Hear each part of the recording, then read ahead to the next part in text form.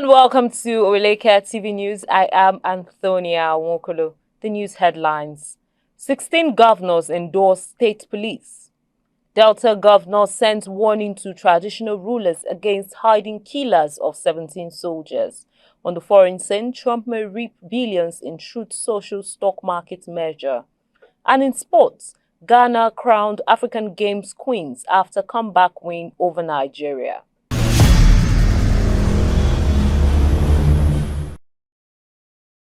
Welcome back. Now the news in details. In a bid to address Nigeria's escalating security challenges, 16 state governors have supported the establishment of state police. The development was revealed in a report presented to the National Economic Council during its 140th meeting, which was conducted virtually under the chairmanship of the Vice President Kashim Shettima. The Minister of Budget and Economic Planning, Atiku Bagudu, shared this information with State House correspondents in a virtual briefing following the council meeting.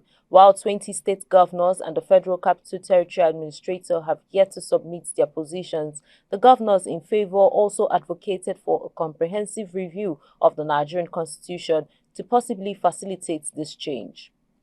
Governor Sharif Oborowori has warned traditional rulers in Delta State against protecting suspected killers of 16 soldiers in Okwama community. No fewer than 17 military personnel, a lieutenant colonel, 2 majors, 1 captain and 12 soldiers during a peacekeeping mission in Okwama community, Ugedi South local government area of the state last Thursday.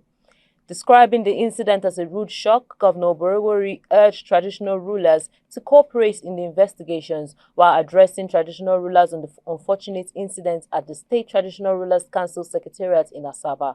Governor Oborowori said Delta was governed within the tenets of the rule of law and human decency, stressing that no kingdom should shield the perpetrators of the dastardly act.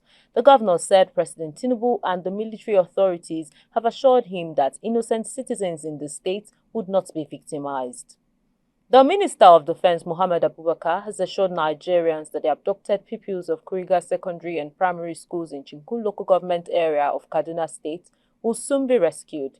Abubakar disclosed this on Thursday while addressing troops of 1 Division Nigerian Army who are on the front line against bandits terrorizing the northwestern states.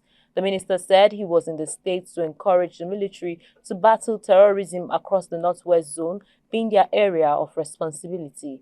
Abubakar told troops that the president expected more from them to end all forms of insecurity across the country. Let's go on a short break. We'll be right back. Follow us on our social media handles at Oweleke TV. Visit our website at www.oweleketv for a thrilling journey. Oweleke TV, rising star at the fairground.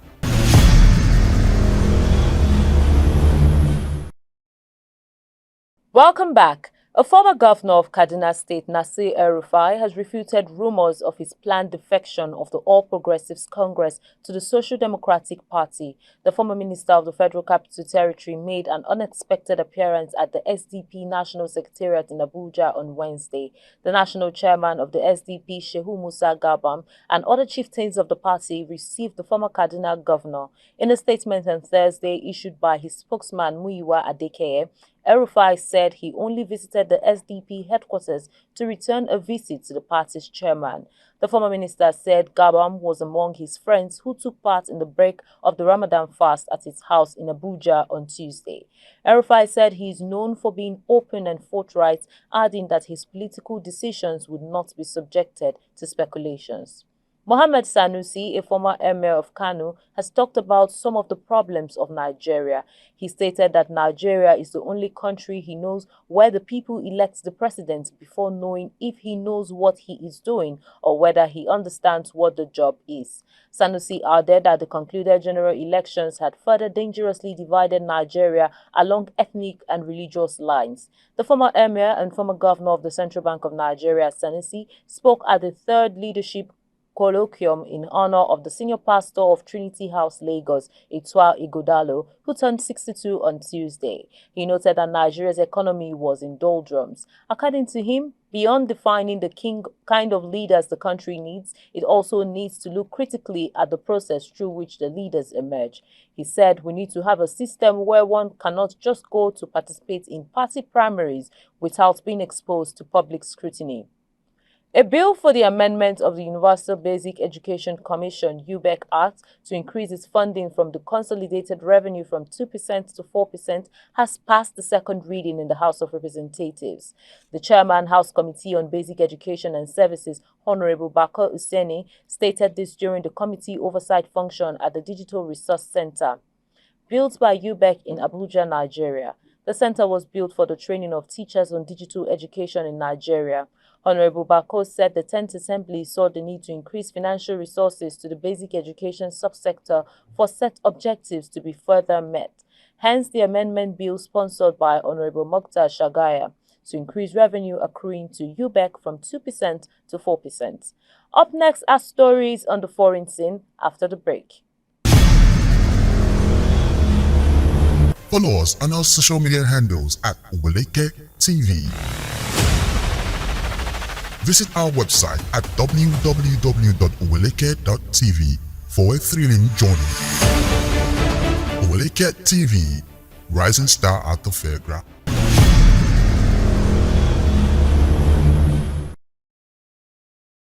Welcome back. On the foreign scene, Trump Media, which runs the social media platform Truth Social, is poised to become a publicly listed company with shareholders of Digital World Acquisition Corp set to vote on Friday on whether to acquire it. Trump would have a stake of at least 58% in the merged company, worth more than $3 billion at Digital World's current share prices.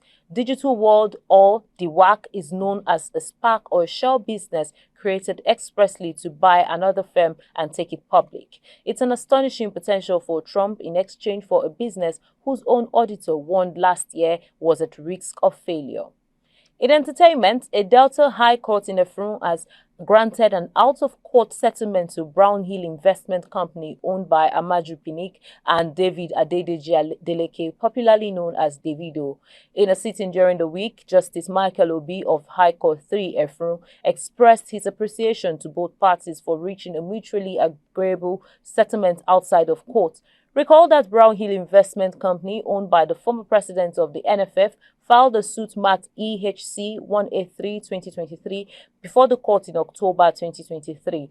Davido and his music label, Davido Music Worldwide Limited, were named as joint defendants. The company had sued the defendants over a breach of contract to perform at the 19th edition of the Worry Again concert.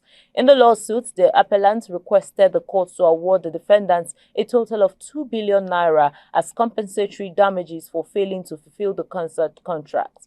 Pinnick's company also requested 150 million naira for legal and professional fees and an extra 30 million naira for filing costs.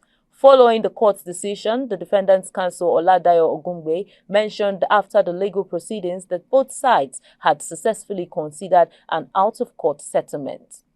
In sports, Ghana was crowned champions of the women's football tournament at the 13th African Games after a dramatic 2-1 comeback victory over defending champions Nigeria on Thursday night. The under-20 side had to do it the hard way, falling behind to Ede Njideka's 28-minute strike for the Falconets at the Cape Coast Stadium. But inspired by a vociferous home crowd, the Black Princesses rallied impressively in the second half to turn the final on its head and win the gold medal. Tracy Twom's fine 78-minute equalizer took the match to extra time before Mokarama Abdullah wrote her name into Ghanaian folklore with a classy winner. The Falconets had to settle for silver, while Uganda took bronze after defeating Senegal in the third-place playoff earlier in the day. But it was Ghana's night as the nation's rising stars announced themselves on the continental stage with a triumph for the ages. And just before we go, here's a recap of the headlines. 16 governors endorse state police.